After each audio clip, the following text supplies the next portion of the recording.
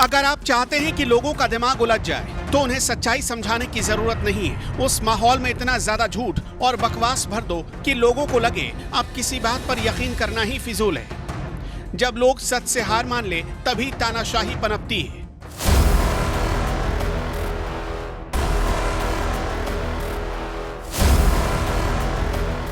जिसे अमेरिका की कुर्सी मिली उसने खुद को राजा समझ लिया। ट्रेड पर ब्लैकमेलिंग, प्रतिबंध की धमकी, दो देशों के बीच तनाव की आग में घी डालना। मौजूदा दौर में अमेरिका को इन्हीं उपमाओं से नवाजा जा रहा है। अमेरिकी राष्ट्रपति डोनाल्ड ट्रंप की चौधराई से दुनिया ही नहीं, अमेरिका में भी विरोध की आवाजें उठ रही हैं। ट्रंप के फैसलों पर लगातार सवाल उठ रहे हैं। अब अमेरिका के पूर्व राष्ट्रपति बराक ओबामा ने भी ट्रंप की नीतियों पर सवाल उठाए हैं। साथ ही एक बड़े खतरे का अंदेशा भी जताया है।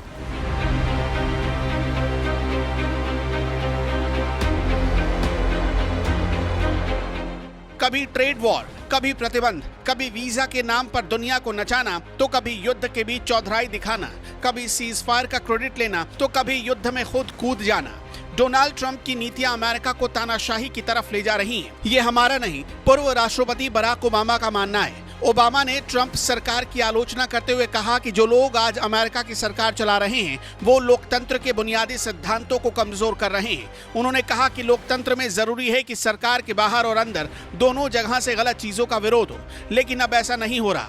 दरअसल बराक ओबामा हाल ही में एक कार्यक्रम में शामिल हुए थे जहां उन्होंने फेमस इतिहासकार हीदर कॉक्स के साथ अमेरिका के कई मुद्दों पर चर्चा की। इस दौरान उन्होंने देश की मौजूदा राजनीतिक हालात पर चिंता जताई और युवाओं से देश को बचाने की अपील भी की। पूर्व राष्ट्रपति ने बड़े खतरे की आशंका जताई और दावा किया कि ट्रंप सरकार व्यापारिक सौदों से देश को डरा रही है। अमेरिका लोकतंत्र से भटक रहा है और देश की आत्मा खोखली हो रही है। व्यापारिक सौदों में डराया जा रहा है जो केवल आर्थिक नहीं बल्कि नैतिक रूप से भी खतरनाक है। बराक ओबामा ने अपना कार्यकाल याद दिलाया। चीन की बढ़ती ताकत के बावजूद भी उन्होंने टैरिफ जैसे उपायों का बेजा इस्तेमाल नहीं किया था, क्योंकि यह अमेरिका की प्रतिष्ठा को ठेस पहुंचाता है। ट्रेड वॉर गलत है, इससे देश की गरिमा खतरे में है। आज जरूरत है कि सिर्फ आम लोग ही नहीं बल्कि सरकार में मौजूद अधिकारी, चाहे वो किसी भी पार्टी में हो, कानून के पक्ष में खड़े हों और कहें नहीं ये गलत है। ओबामा ने मौजूदा अमेरिका की तुलना हंगरी जैसे देश से कर दी, जहां चुनाव तो होते हैं लेकिन लोगों की आवाज दबा दी जाती है। ओबामा ने चेतावनी दी कि अमेरिका भी अब ऐसे ही रास्ते पर बढ़ रहा है जहां कानून और लोकतंत्र की असली भावना कमजोर हो रही है। ओबामा ने युवाओं को अमेरिका के मौजूदा हालातों के बारे में समझाते हुए रूस के राष्ट्रपति और केजीबी, जो कि एक जासूसी एजेंसी है, उनका हवाला देते हुए कहा, सत्ता में बैठे लोग अक्सर उस माहौल का फायदा उठाते हैं जहां लोगों को ये पता ही नहीं होता कि सच क्या है। रूस के राष्ट्रपति पुतिन और उनके केजीबी जासूसी एजेंसी की एक कहावत है जिसे अमेरिका में ट्रंप के सलाहकार स्टीव बैनन ने भी अपनाया। इस कहावत का मतलब है कि अगर आप चाहते हैं कि लोगों का दिमाग उलझ जाए तो उन्हें सच्चाई समझाने की जरूरत नहीं है। उस माहौल में इतना ज्यादा झूठ और बकवास भर दो कि लोगों को लगे अब किसी बात पर यकीन करना ही फिजूल है। जब लोग सच से हार मान ले तभी तानाशाही पनपती है। ओबामा का ये बयान ऐसे समय में आया जब अमेरिका विदेश नीति के मोर्चे पर चौतरफा घिरा हुआ है। दुनिया युद्ध के मुहाने पर खड़ी है और युद्ध की साग में ट्रंप अपना सिकाव कर रहे हैं। ओबामा ने भी अमेरिकियों का ध्यान इसी ओर दिलाया कि ट्रंप पूरी दुनिया को नचा रहे हैं, कभी व्यापार के नाम पर तो कभी जंग के नाम पर। उनके नेतृत्व में अमेरिका अंदर से खोखला होता जा रहा है। लोकतंत्र की जो नींव है वो हिलने लगी है। अब अमेरिका दुनिया की नजरों में शक्तिशाली लोकतांत्रिक वाला देश नहीं बल्कि अहंकारी राष्ट्रवाद का चेहरा बनता जा रहा है, जबकि अमेरिका का वैश्विक नेतृत्व उसकी आंतरिक शक्ति और लोकतांत्रिक मूल्यों पर निर्भर करता है। ट्रंप की नीतियों ने इसी आधार को कमजोर किया है। इजरायल ईरान की जंग में ईरान ने इसी कमजोरी का फायदा उठाया। जब अमेरिका दुनिया को एकजुट रखने के बजाय एकला चलो की नीति अपनाता है तो क्षेत्रीय ताकतें खुद को मजबूत करने लगती हैं। ईरान ने परमाणु समझौते से अमेरिका के हटने को एक मौके के तौर पर देखा और अपनी सैन्य ताकत बढ़ानी शुरू कर दी। इसी का नतीजा ये हुआ कि ट्रंप ने ईरान के साथ हुए परमाणु समझौते को तोड़ दिया, जिसे ओबामा प्रशासन ने तैयार किया था। इससे ईरान पर लगाम लगाने का एक महत्वपूर्ण कूटनीतिक रास्ता बंद हो गया।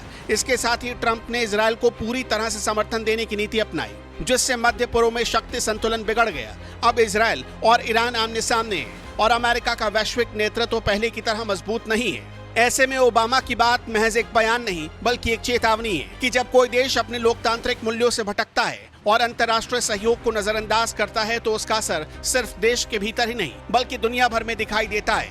बहरहाल, आप ट्रंप की नीतियों को कैसे देखते हैं, हमें कमेंट कर जरूर बताएं। साथ ही आपको सुनाते हैं ट्रंप की मौजूदा नीतियों और ईरान इजराइल की जंग में उनकी भूमिका पर डिफेंस एक्सपर्ट प्रफुल्ल बख्शी का क्या कहना है।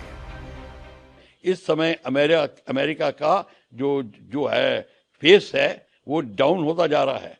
अब हर जगह उन लोगों को पता चल गया है अमेरिका वो नहीं है जो बात करता है। हालांकि अमेरिका ने इनिशिएटिव जरूर दिखाया है और ईरान के न्यूक्लियर वेपन बेसिस को जरूर नष्ट किया है, पर बात पॉलिटिकल सिचुएशन उसकी अब वो जो फेस नहीं रह गया जो पहले होता था। को इसका उल्लंघन नहीं करना चाहिए।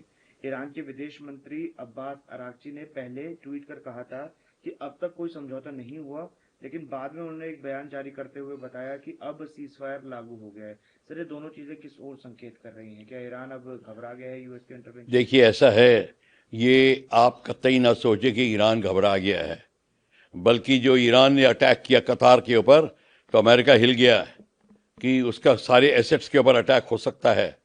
और उसने जब देखा कि अब देखो एक बार जब बिल्डिंग घिर जाती है तो पंजा मारती है, और वही जब ईरान पंजा मारने लगा है तो अमेरिका को पता चल गया कि इराक में, मिडल ईस्ट में और जहाँ पे भी उसके कतार में जहाँ पे भी बेसेस हैं उन पे हमला शुरू हो जाएगा। और हूती और हमास जो अभी संभले बैठे थे वो भी बीच में आ जाएंगे। तो इसलिए अमेरिका ने एकदम से वही ट्वीट किया कि मैं सीज फायर करवाना चाहता हूँ।